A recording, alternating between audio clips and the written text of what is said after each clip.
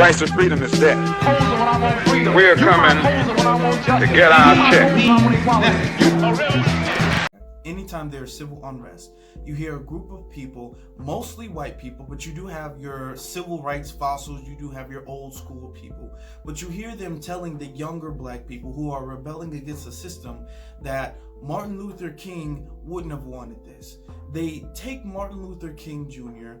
and they kind of mold him into this submissive pacifist. They use certain quotes from speeches and lectures. They nitpick and they carve out the overall meaning and the overall purpose of the speech, and they take that one little thing, like for instance the I have a dream about white people and black people getting along. They pretty much home in on that. They look at it with a magnifying glass and say this is pretty much all he was about. Everything else, that's kind of irrelevant. Just focus on that point, and that's the only way you're gonna get progress. And they market that to black people, to young black people especially, to get them to be more passive. So when there is a moment where a civil unrest is justified, we have Martin Luther King, the image of Martin Luther King in our heads, telling us not to do that, to be peaceful. Even though he did promote peaceful protesting, which is flawed to an extent. Peaceful protesting has its place, and there's times not to be peaceful. But they market Martin Luther King as the Black Messiah. They market Martin Luther King like he wrote the Bible or something like that. Only when there's unrest. Only when there's unrest and people are protesting in the street and it might turn violent, people are doing something and they feel like, you know, peace is not the way, they market Martin Luther King only for that specific cause, because you never hear it when it's Martin Luther King Jr. Day. You don't hear it when it's Black History Month. You don't hear Martin Luther King in any other time except when his name and his philosophy can be manipulated to pacify black people.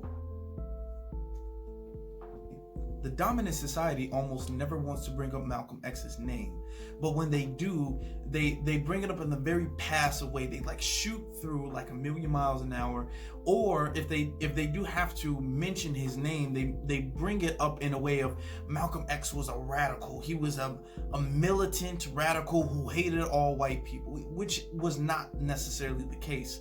Malcolm X didn't want the death of all white people like the white media makes it seem like.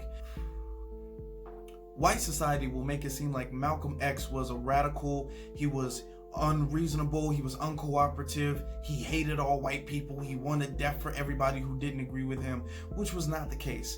Malcolm X was a peaceful person who just believed in self-defense and creating a nation where black people can prosper and they can govern themselves.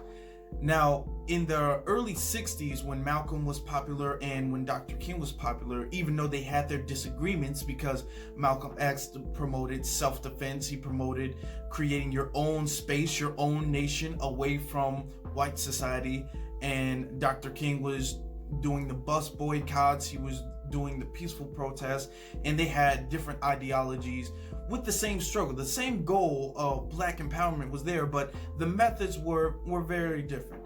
But it was not enough for Malcolm to completely dismiss King. So Malcolm actually did send a letter to King inviting him to a rally in Harlem, and he asked him to come. If he couldn't come, if he could send a representative. However, for some reason unknown, Martin Luther King didn't go to the rally in Harlem, and he didn't send a representative. After the denial of Malcolm's invitation, Malcolm X became more critical of Dr. King, going so far as to call him an Uncle Tom and a misleader in the black community. Reverend Martin Luther King subsidizes Reverend Martin Luther King so that Reverend Martin Luther King can continue to teach the Negroes to be defenseless. That's what you mean by nonviolent. Be defenseless. Be defenseless in the face of one of the most cruel beasts that has ever taken the people into captivity. That's this American white man. There is no current record of Dr. King ever directly responding to Malcolm X's comments, but Dr. King did stay firm on his beliefs and philosophy of nonviolence. Malcolm X, who was previously a minister for Elijah Muhammad, the leader of the Nation of Islam at the time, had a falling out, which caused Malcolm and the Nation of Islam to have a separation. Malcolm had went to Hajj. Malcolm had come back, and he had a newer philosophy. He didn't abandon his philosophy. That's another lie that's told. He didn't abandon his philosophy. He just kind of molded it a little bit. He kind of developed it a little bit. It's not a complete abandonment of his philosophy. His philosophy had changed a little bit, but he still kept his very pro-black civil rights philosophy. And him and Dr. King actually did meet, which was a really good thing. Although Malcolm and Martin never truly saw eye to eye in every single aspect, they did develop some respect for each other. There was mutual respect for each other. And some can say that they kind of changed and developed and become more similar. They both developed almost at the same time, where Malcolm became a little bit more like King and King became a little bit more like Malcolm. They were kind of meeting in the middle, although they still held firm to their philosophies and ideologies. I'm not going to say that Malcolm became Martin and Martin became Malcolm, because that didn't happen, but they did start to kind of shift their views, and it was at a similar time. Although Malcolm and Martin always had their differences, even up until their deaths, they had mutual respect for each other, which was a good thing, because a lot of people play the Malcolm or Martin as if you can't have both. You have to have either the Malcolm X ideology or the Martin Luther King ideology. They are different ideologies, but you don't have to choose one icon. It's not like you picking Malcolm makes you reject King, or you picking King makes you reject Malcolm. So it is a very important and it's a very good thing that they did kind of collaborate to the best of their ability, that they did kind of grow and develop respect for each other towards the end of their life.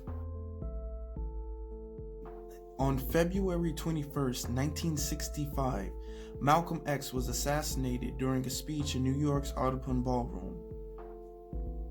King wrote a condolence letter to Betty Shabazz, Malcolm's widow, saying, "While we did not always see eye to eye on the method to solve the race problem, I always had a deep affection for Malcolm and felt that he had a great ability to put his finger on the instance and the root of the problem."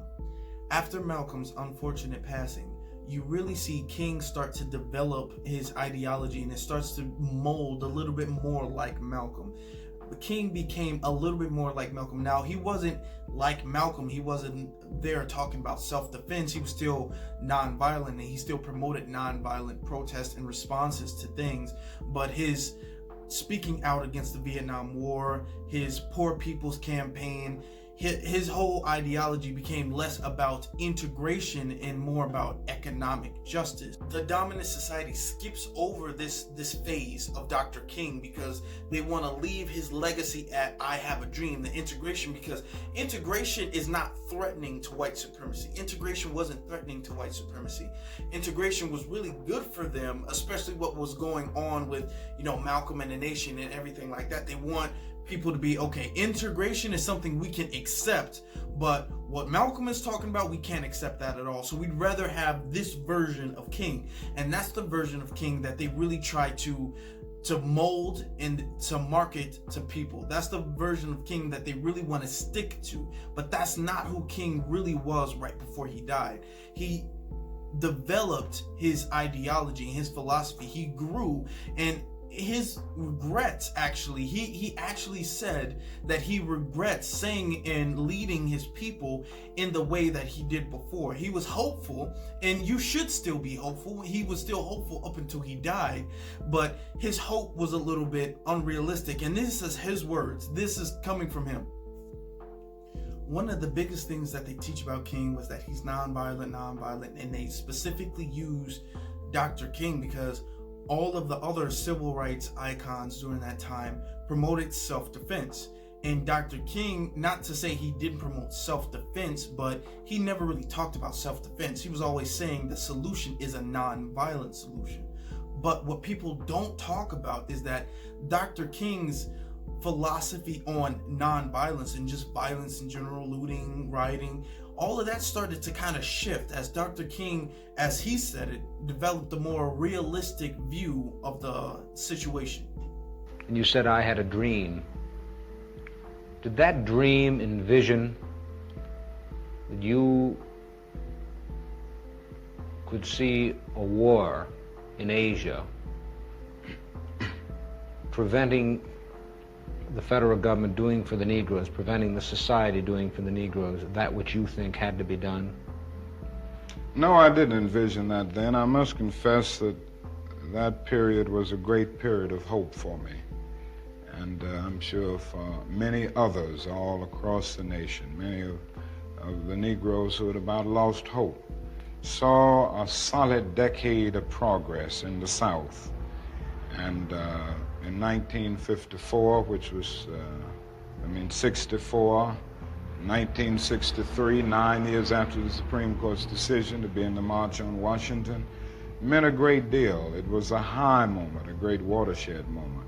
But I must confess that that dream that I had that day has at many points turned into a nightmare. Now, I'm not one to lose hope. I keep on hoping. I still have faith in the future.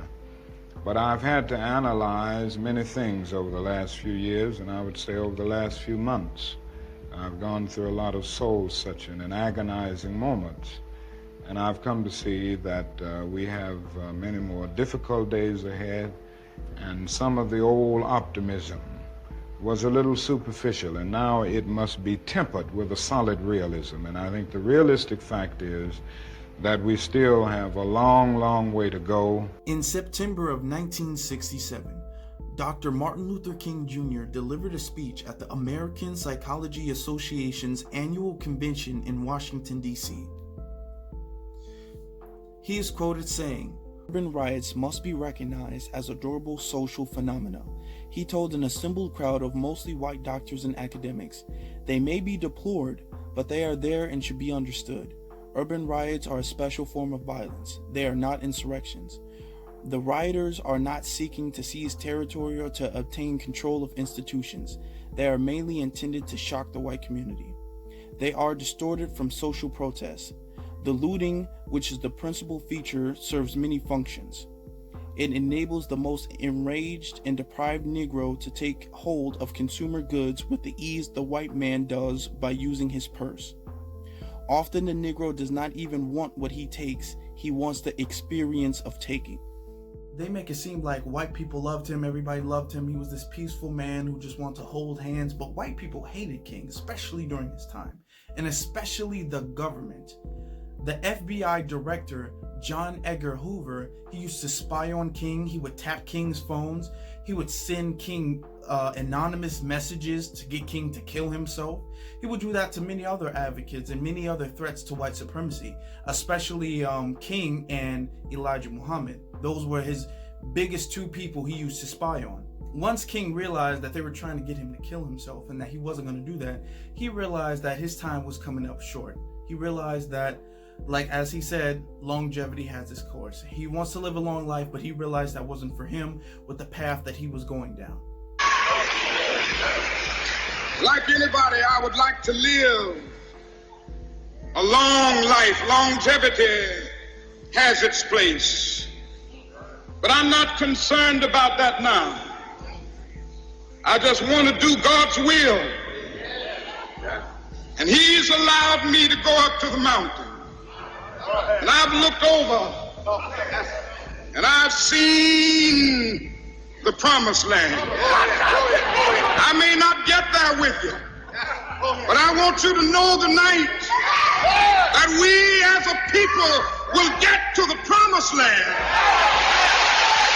After his death, they tried to sully his name. They tried to make it seem like King was not this Messiah because they didn't want to martyr him.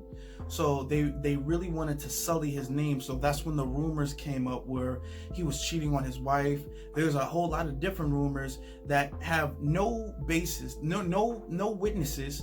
Nobody knows who these women are. They say King cheated on his wife with a white woman, but nobody knows the name of this white woman. Nobody knows where she's from. Nobody knows when this happened.